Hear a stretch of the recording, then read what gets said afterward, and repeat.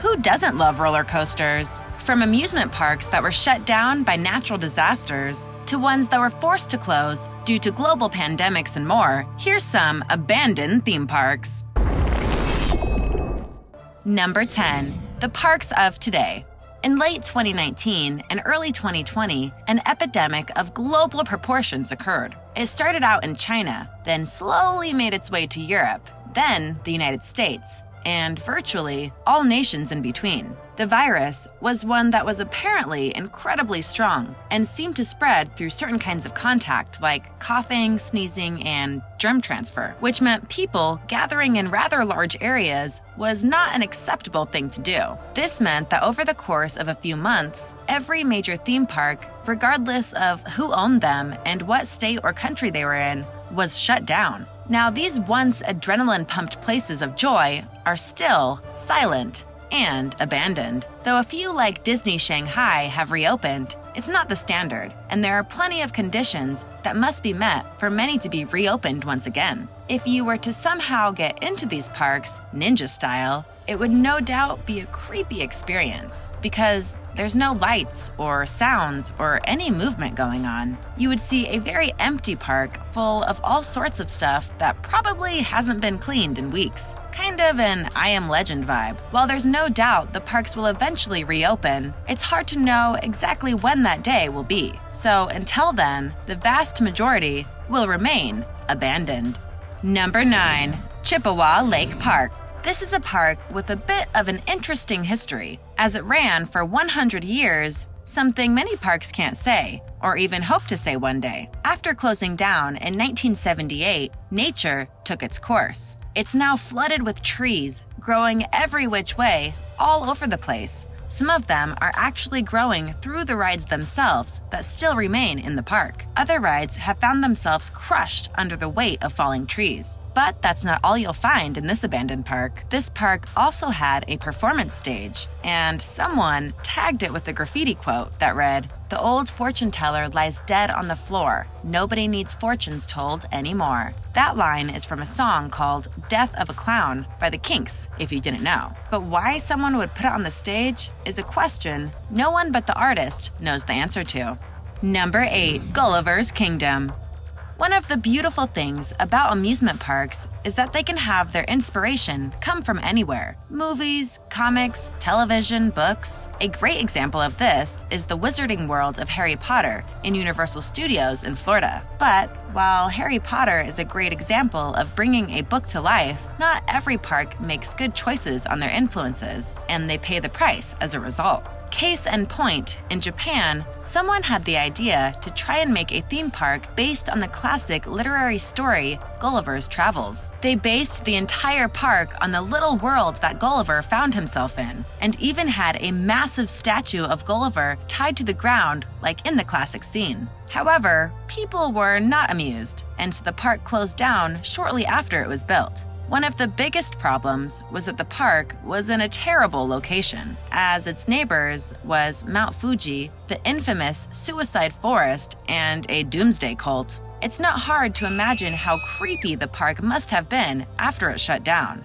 In 2007, someone thought it was too creepy and started to take it down. As of today, very little remains. Number 7. Wonderland Amusement Park. China and the US have always been competitive, and because of the success of Disneyland and Disney World, China decided to have their own massive amusement park that would try and put Disney to shame. And in fact, it was designed to be the biggest amusement park in all of Asia, which is no small feat. So, what happened? The park was about half built when it was besieged by a slew of problems. There were some money issues, investors started to drop out of the project, and then the people in the areas surrounding the half-built park rose up to protest its development. Among these were farmers who didn't want their crops to be so close to this massive park. Because of all of this, work on the park stopped, and it became a monument to how things can look when you don't finish what you start. Ironically, though, people did visit the park just to see how it looked. That is, until it was torn down in 2013.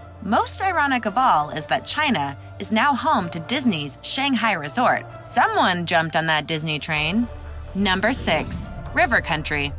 Disney has done a lot to expand their amusement parks over the years, and eventually they decided to create their first water park. It was called River Country. And what was the theme? Hillbillies. People really enjoyed it, to the extent that it became a must-see destination for years. And considering it was built in 1976, that's quite an accomplishment. It even stayed around after Disney built bigger and better parks. People just loved River Country, until they didn't anymore. As such, by springtime 2002, River Country remained closed after some routine maintenance and was never reopened. By 2005, they announced that it would be closed forever. The park soon became wild with vegetation, making it look like a shell of its former glory.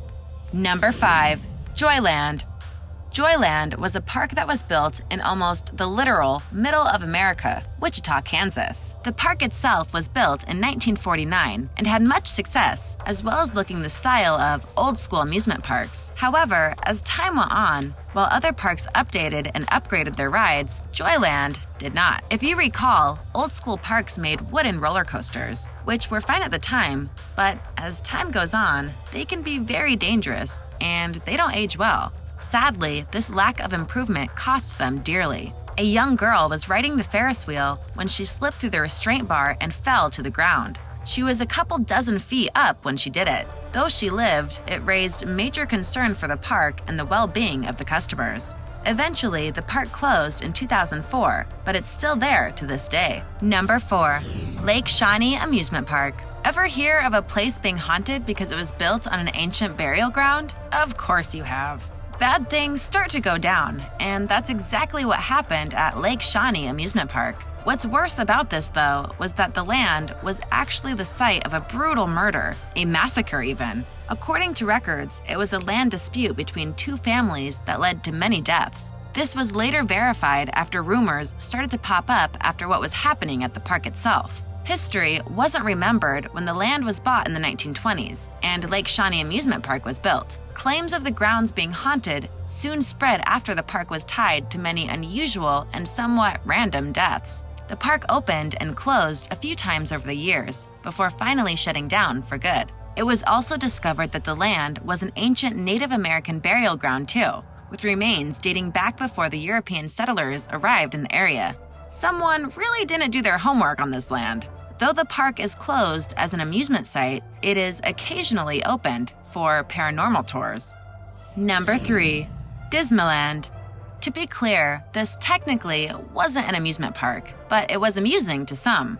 A street artist named Banksy decided to create the amusement park that openly mocked Disney and its characters while also showing the world what it would be like if Disney World was a police state. To his credit, he did go all out on this. He recreated classic Disney characters and Disney World attractions, but did it in a very grim way, including seeing Cinderella being hung while photographers took pictures of her corpse, and guards wearing Mickey Mouse hats and not willing to help anyone. The images were graphic, but the intent was there, and people loved it.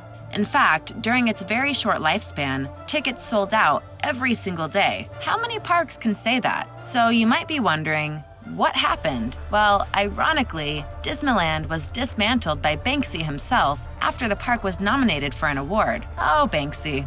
Number 2. Pripyat Amusement Park. Many parks that have been shut down are very much victims of circumstance. It's not their fault they're abandoned. Things just happen, right? One example of this is the Pripyat Amusement Park. Pripyat itself was once a thriving city in the Soviet Union. At its peak, in 1986, the Ukrainian city had over 50,000 people living in it. Because of its great lands and happy people, the Soviet Union felt they deserved a reward, an amusement park. And one was built and was supposed to open on May 1st, 1986. But just a few days before, in the nearby Chernobyl nuclear plant, one of the reactors went into meltdown. This caused nuclear radiation to be spread for miles around, including to the Pripyat amusement park. Needless to say, no one went to the amusement park on its opening day, or for a very long time after it. The radiation from the meltdown lingered, and it actually infused itself with the metal of the park. Radiation can be extremely deadly. As such, it's labeled as a place for extreme tourism. What's worse, not only has nature claimed the park, there are packs of wild dogs living in it. So ask yourself, even if you could go there, would you? Some look at the park as the symbol of the Chernobyl disaster, and for good reason. Number 1. Six Flags New Orleans. Six Flags New Orleans is without doubt one of the creepiest abandoned amusement parks. And while you can visit it technically, you might regret doing so, as it's a terrible reminder of what happened to the city. The biggest and most obvious question here is, what happened to the park?